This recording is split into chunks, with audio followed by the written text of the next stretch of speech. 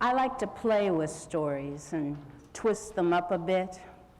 And as you listen to this one, see if you realize which stories it really is. You could begin this story with the words, "Once upon a time." They do not always lead to happily ever after. I sold my soul. It changed my life and my name, and thereby hangs the tale. I was tired of the life I was living, tired of taking care of the farm. I was tired of having to do all the work, tired of the responsibility of taking care of my younger brothers after my mother and father had died. I was sick and tired of being the country bumpkin that those of higher estate looked down upon. But there weren't many opportunities for me, and I wanted to make a change. And so I went to some old sisters, whom some might call healers, and others might call herb women, whom some might call wise women. And I chose the one who was not as good in heart and spirit as her sisters. She sent me to the crossroads. And I stood there at midnight, and he appeared, first as a shadow upon the road in the full moonlight. And that shadow became a man, a jester. There were bells on his hat and on the tips of his shoes, and he played a mandolin, and the bells jingled to the rhythm and the music that he played. And I couldn't help myself. As I looked at him, I said, "A jester? You appear as a jester? Why not a king?" He laughed, and his breath smelled of brimstone and sulfur. He laughed and said, "My life is a joke. Mortal, what do you want?" I said, "I want my life to change. I want it to be an adventure. I want excitement. I want to live for 100 years and never want for anything. I want you to curse my brothers, my mother's sons. Curse them all. Make them small and ugly as they have made my life. That's what I want." And he said, "Done. But do you know the price for this?" And that's when it was my turn to laugh. I said, "If there is such a thing as a soul, I have no need for it. Take it and give me what I want." "Done and done," he said, and I don't remember the moment after that. I awakened next to a stream, and I was ravenously hungry.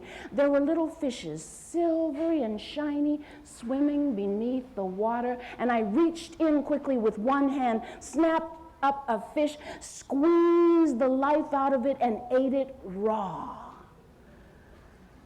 And as I ate, I saw my reflection rippling in the current, and I screamed. And on and off for the rest of the day, I cried, even as I ran from a she-wolf who tried to protect her pups from me. I cried. Finally, I turned upon that wolf, and with these hands, I tore the wolf apart. And it was easy. And her flesh and her blood were sweet and good. And I went through the woods trying to find a place to hide myself. And as I walked along, I thought of all that I had lost. And when I gently touched a leaf, it turned to gold. I scooped up water from that stream, and it became wine. I picked a blueberry, and it became a pearl. And I carried my treasures to the cave, a cave where I could hide. In the back of the cave, there was a tunnel, and down through that tunnel I went until I found a huge cavern filled with coal. In my anger, I picked up one piece of coal. In my sorrow and my woe, I squeezed that piece of coal, and it became a diamond. But I was back at the crossroads that night. And at midnight he appeared again, first as a bit of dancing flame, and then as the jester again. And as he played upon his mandolin and laughed, I said, "You tricked me, you cheated me, you did not give me what I wanted." He said, "Is your life not exciting? Is it not an adventure? And can you not get everything that you want or make it for yourself with your hands? And you will live for 100 years, as will your brothers, who are now like you, rumpled and stilted in growth and withered of skin, as are you. For you too are your mother's son. Did you forget that? You are rumpled and stilted in growth and withered of skin, and somewhere in those words is your new name." Well, I begged and pleaded for my soul. I cried and begged, and finally he said, "I will return your soul to you if you give me another, but this one must be pure and clean and new. You bring that soul to me, and I will give you back your own." It took me almost 100 years to realize what he wanted. Now, I brought him people young and old. I brought him people rich and poor. I brought him people I thought were innocent. I brought him people who seemed ignorant. Some even made pacts with him, as I had done. But each one had committed some minor misdeed, some small crime, some little bit of evil or wickedness. And I realized that for me to bring a soul that was pure and clean and new, it had to come from a life that was not yet lived. That's when I found the young woman. She was in such travail. You see, her father, in a drunken state, had boasted to the king that his daughter could spin straw into gold, that she should become the queen, for she could spin straw into gold. And the king believed this. He took her to the palace. Her father gave her away, sold her to the king, and she was dressed in fine clothes, a pearl necklace, a diamond ring, and taken to a chamber filled with straw and a single spinning wheel. She was told that if she did not spin all that straw into gold by the time the sun rose, she would die. Well, it was very easy for me to find a crack in a wall, to tiptoe up the stairs, to find that chamber, and to make a deal with her. And she gave me that diamond ring. I sat at the spinning wheel and touched the straw, and with every touch, the straw turned into gold. And the next morning, she was taken to an even bigger room with more straw, for that king was greedy. And I made a deal with her for that pearl necklace, and again spun the straw into gold.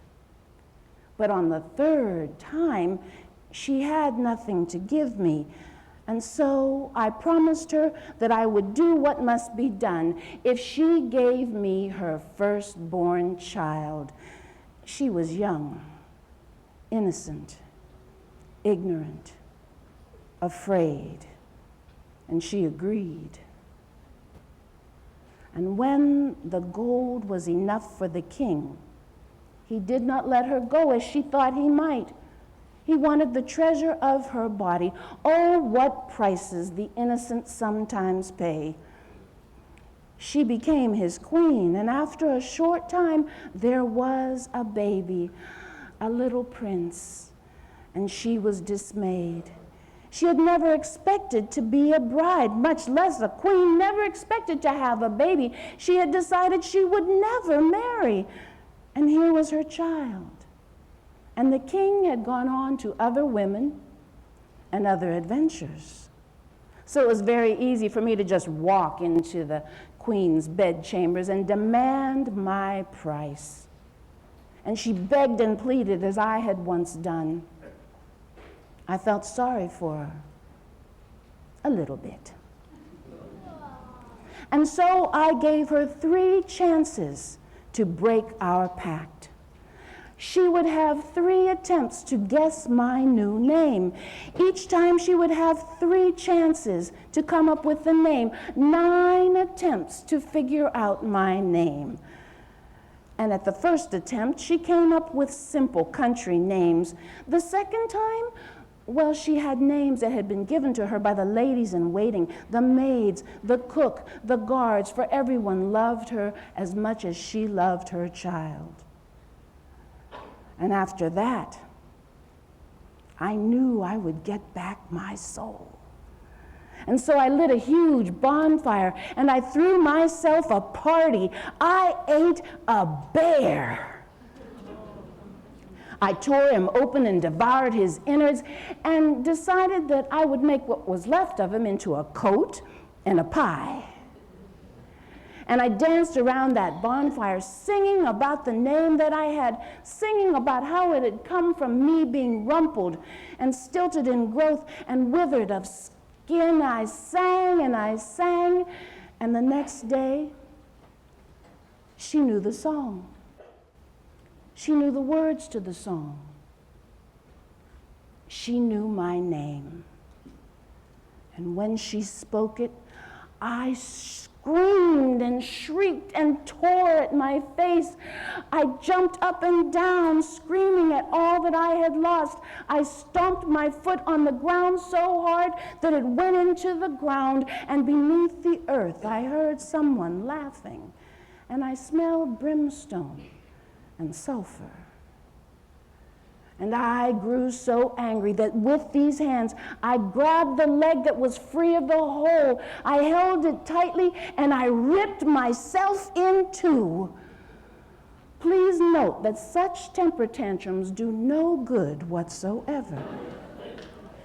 For I was drawn into the earth, and now I serve my master. And he has 2 servants for the price of 1 soul. For the other part of me hops around doing errands for him.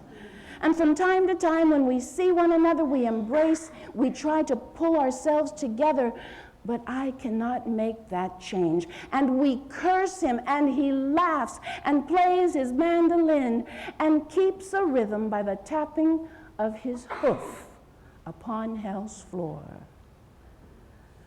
That young woman, well, eventually she left the palace for the safety of her son. She took her son into the forest as far as she could, and there she found a small house in which lived my brothers. And she cooked for them and cleaned for them. And my 7 little brothers took good care of her. They could give her everything she might need or want, for they had found a cave that led to a tunnel, that led to a cavern that was filled with diamonds that had been squeezed from coal. Eventually, she became the queen mother, for that old king died. Her son became the king. They went back to the palace, and they did live happily ever after. But time and storytellers changed her story, spun it into something else. And her story is another tale known by another name.